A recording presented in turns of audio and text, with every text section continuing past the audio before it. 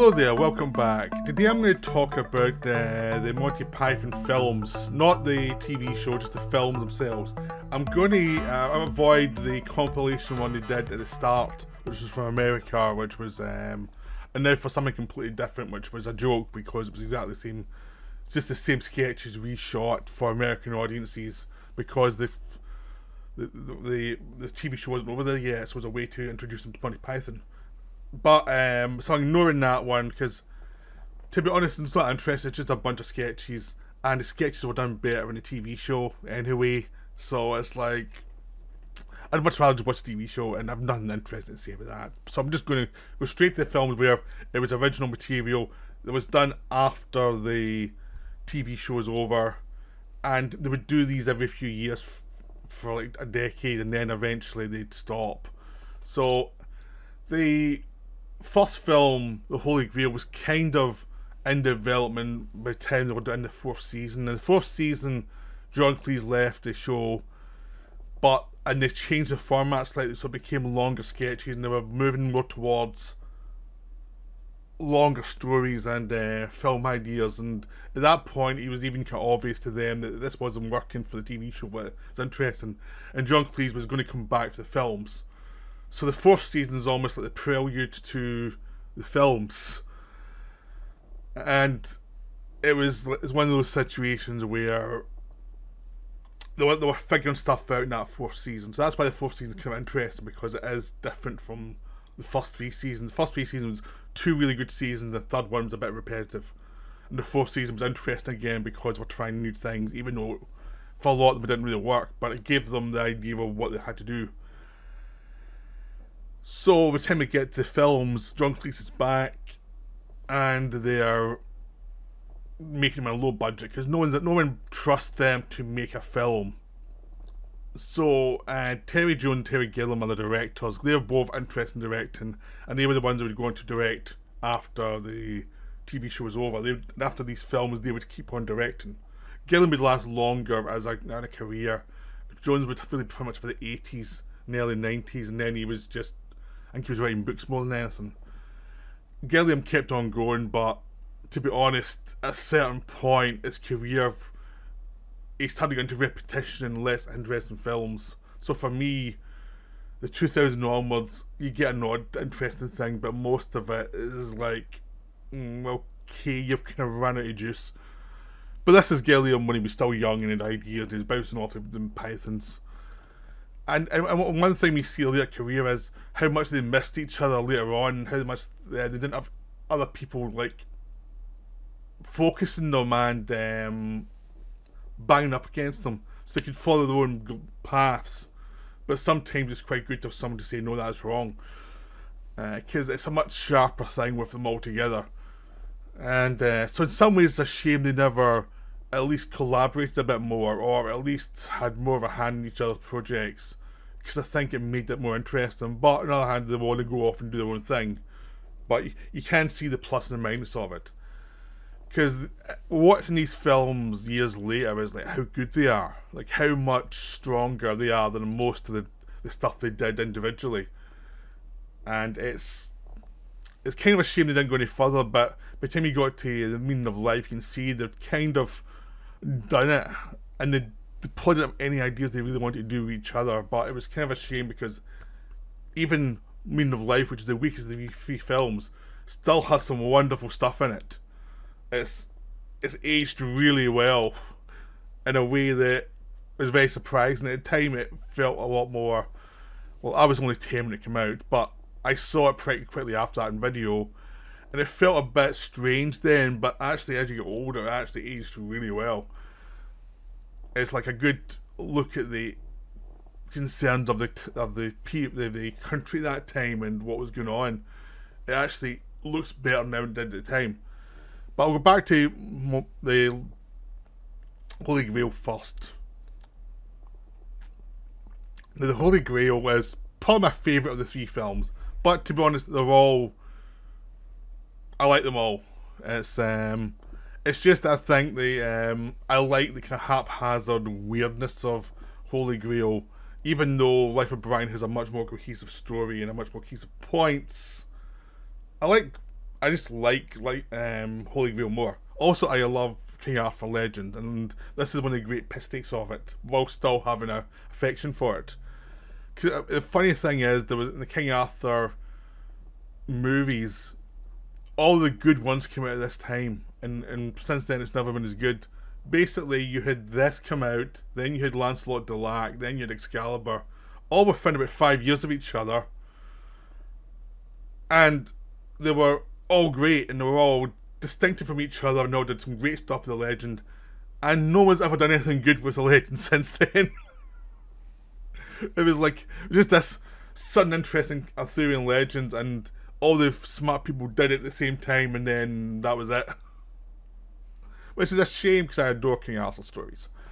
But Holy Grail is the idea of King Arthur, played by Graham Chapman, who's on a quest, but he doesn't have horses. He has his manservant, played by Terry Gilliam, having coconuts to make the horsey sound.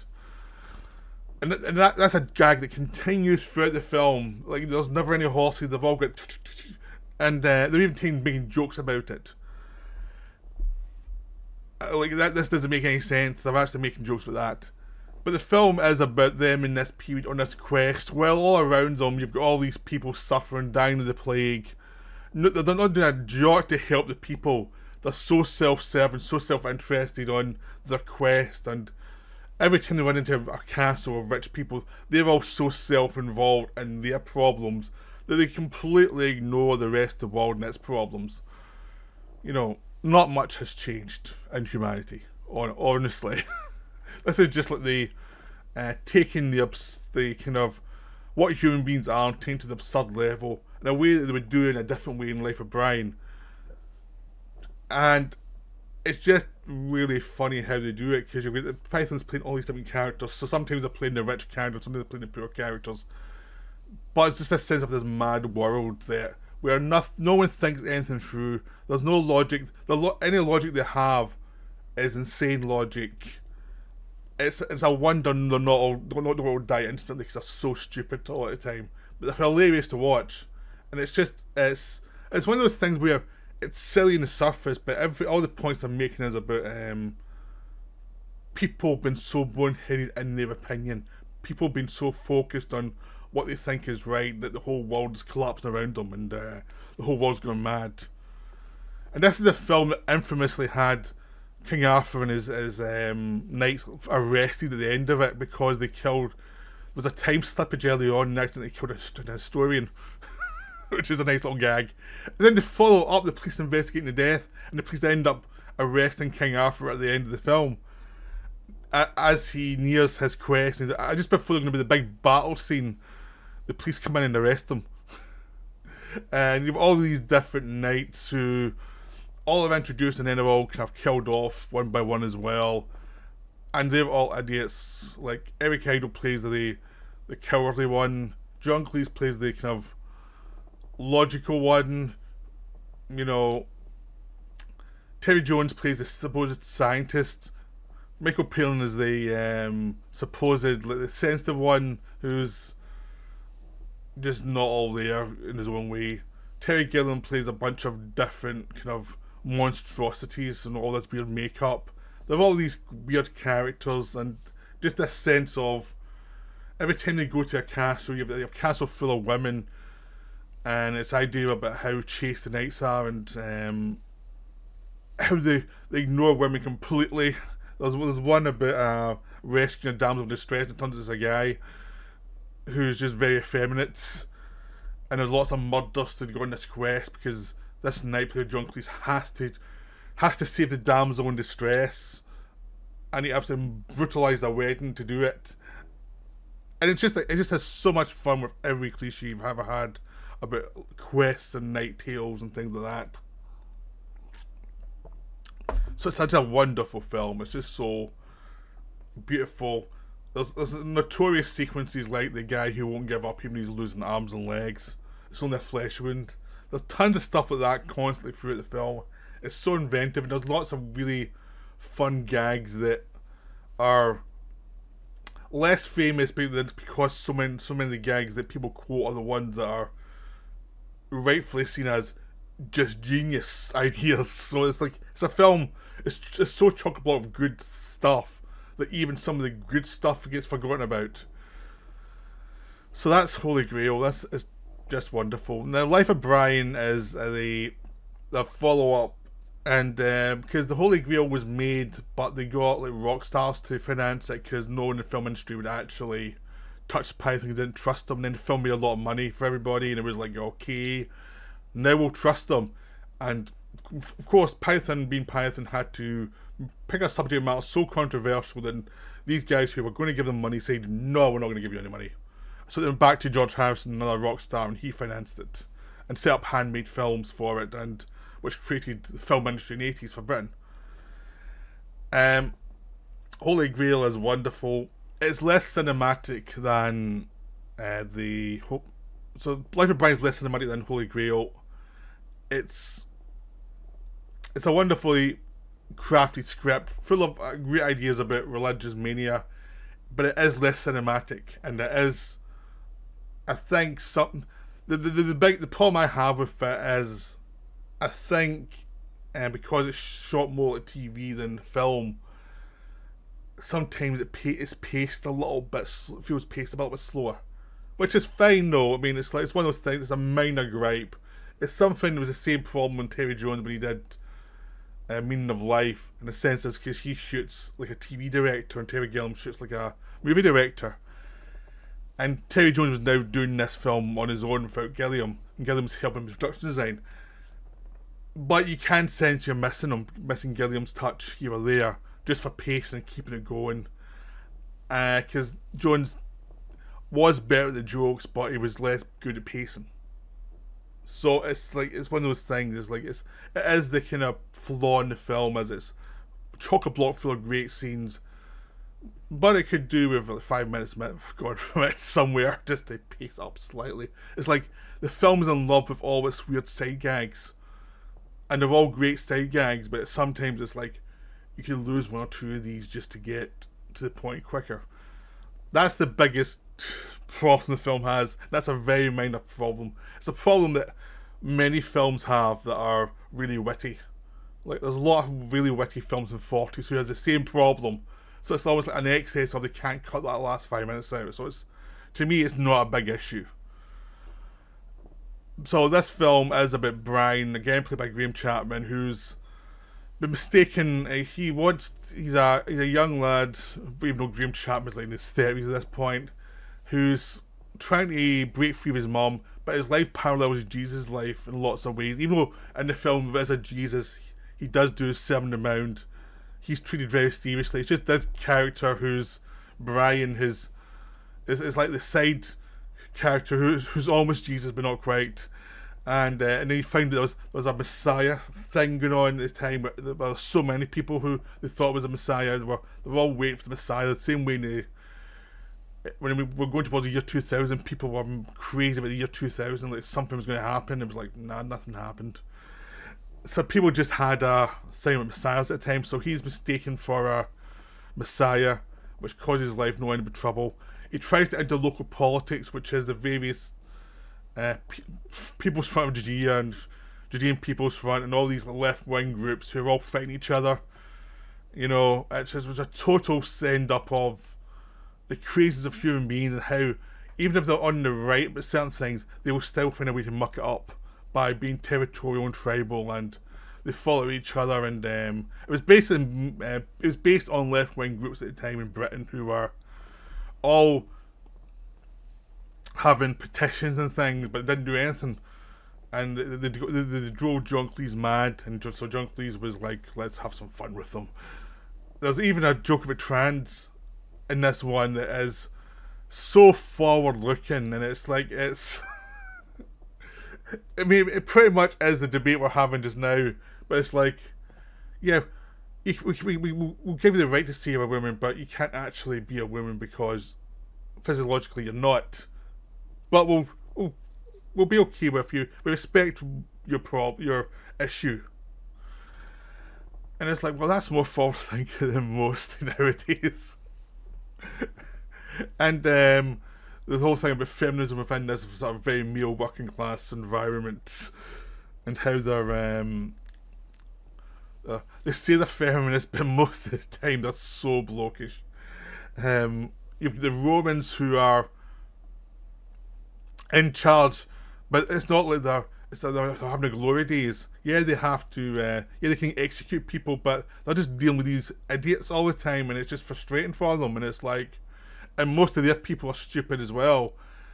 And you've just got this system going that doesn't really work, and it's very dysfunctional.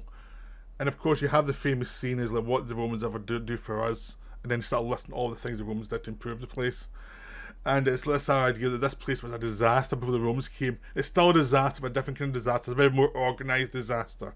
So it just looks at human beings as very fallible, very stupid. They can't get their act together, and they're looking for a messiah to save them from, you know, looking at themselves. Or need an outside saviour, a messiah. So that's why Brian becomes a messiah, even though he hates it and he's trying to escape it the whole time. Ends up getting him crucified, and it's just a wonderful piss take of religious mania. It never actually rips into Jesus. It's very Jesus. The stuff he says is there's no jokes here. The jokes are about how people misinterpret it, and the jokes are about how crazy the people around this situation are and how desperate they are for logic, but how stupid they are most of the time, and how nothing can really work there. That everything's political, but the politics of dumb people, and it's just a wonderful satire. There's some wonderful famous moments, like always looking back to their life and they're getting crucified at the end. There's Spike Milligan shows up at some point. You've got the three wise men going to the wrong hut. You know, when they go to Jerusalem, it's like they have a lot of fun, but really the target is how stupid people can be, and how religion's twisted. How what could be a beautiful message can be twisted by human beings who will not actually look at it properly, will always look at it with self-interest, and everything gets utterly messed about by how selfish we all are. So that's a wonderful film. Now we have the meaning of life, which is Python then looking at okay, what's the meaning of life, and the conclusion at the end is just try and be nice to each other, because there's no real meaning to any of it. And it's just a look at human beings. It's an anthology film in the sense of there's lots of sketches put together in a kind of haphazard way. So there's no real build to things. So you do get a sense of sometimes the film and its weaker sketches is floating a little bit. I mean, there is a section at a boys' school that I always thought was very weak until I rewatched it recently, which I liked it a lot more. It felt like the bit where you were kind of stuck in a section where it was like, this is not so good. I mean, the problem with the film is it starts out with a great sex with Terry Gilliam. He did a short for it that is put at the beginning, and then what follows looks very TV-ish because it's Terry Jones making it.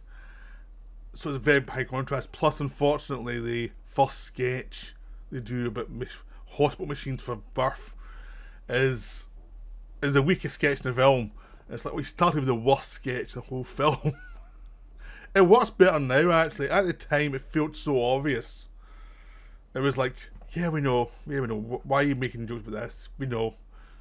Yeah, the technology's run amok, we know. And now you look back on it, it's like, it's pretty funny because it is about the craziest human beings. But at the time, it felt like they weren't as clever as they used to be. But there's still wonderful stuff. There's a scene where everyone buy the commander a clock in World War I trenches, which I never thought got enough respect, because I thought it was nicely absurd. And there was another bit where a guy gets his leg cut off by a tiger, reaching off at a tiger, and he's asking him to grow back.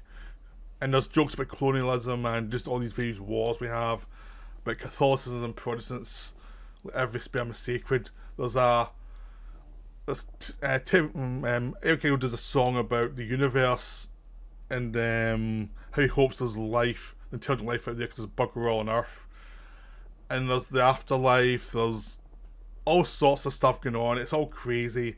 It's taking into fact all of our different beliefs about our need for someone to prod the conversation with and so little to say ourselves. There's things just about how we view holidays and how we view everything in our lives, how we're going to a restaurant and having this, the Mr. Crusoe sketch where the guy's so fat and he's 1 mint and he explodes all over the place. They're not scared to gross people out in this film. They quite enjoy it. And it's just a wonderful film. It grows a lot over time, because at the time it looked too obvious, and now it's like, oh, this feels very much a comment on our obsession in the 80s, like the greed in the 80s, the obsession with technology, the obsession with trying to find meaning within a kind of consumerist landscape that where you would have like live organ donors that kill the people for their organs at the time. You know, all that stuff was a parody of what was going on then. And suddenly now it looks a lot smarter and a lot more cohesive. So yeah, these films have really aged well. These are really wonderful films. Even Meaning of Life, which had a bad rap at the time, and it was a film that made them kind of give up, because I think a lot of them were dissatisfied with it. It wasn't quite, like they said, they never found a through line for the jokes, the sketches that was satisfying. And The Meaning of Life is the through line of, and it's basically like, well, there's no logic to any of it. Which is actually more satisfying now than it was then. And because it's a joking idea of trying to find the meaning of life in this pompous title. And it's a joke about the kind of pompous titles you get in a lot of films. But it just works better now. It just feels much more... it's very handmade. It feels very practical. And there's a lot of personality to it. So it has aged really beautifully. So all 3 films are wonderful. I watched them all recently. I got into a Monty Python phase, and I'd recommend giving them a rewatch, because they really have aged wonderfully over time. So I hope you enjoyed this video. That's me for now. Bye.